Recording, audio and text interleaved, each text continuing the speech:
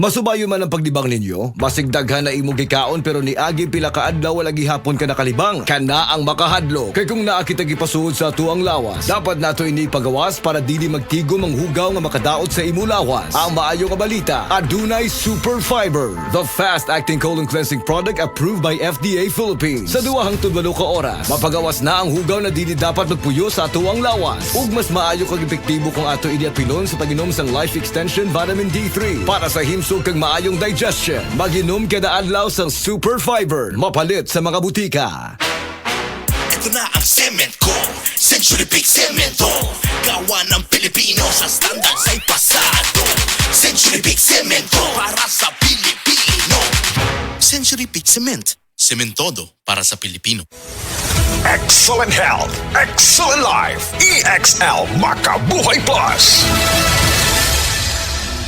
Ako si Teresa Herona, 42 anyos, Mati, Caguay, Surigao del Sur. Kapi akong lawas, labad akong ulo. Natingala ang akong mga amiga o nakagamay akong buhok. Yung akong gikuan sudlay, nangahunhon. Nakakuha ng doktor nga, lupus kong sakit, dili na ko kalakaw. Natingala ko sa umba na kay pagkabuntag ato, nakabati de sa radyo. Matong pag-abot, ipatumar ko niya og EXL Makabuhay Capsule. Salamat sa EXL Makabuhay Plus na ayok ko. Makabuhay!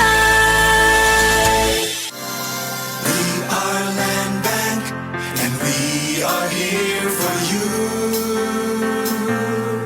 We are Land Bank, helping make your dreams come true. Paminaw aron mo asenso sa laing-laing produkto o serbisyong hatod kaninyo sa Land Bank of the Philippines. Atang nasa Balitang Land Bank.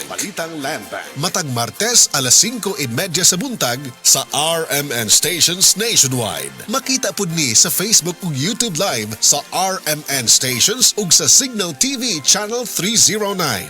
Para sa uban pang updates, i-like, follow ug share ang official Land Bank Facebook, Instagram ug YouTube account nga @LandBankOfficial, @LBP_official sa Twitter, Land Bank sa Viber o di kaha bisitaha ang official Land Bank website nga www.landbank.com.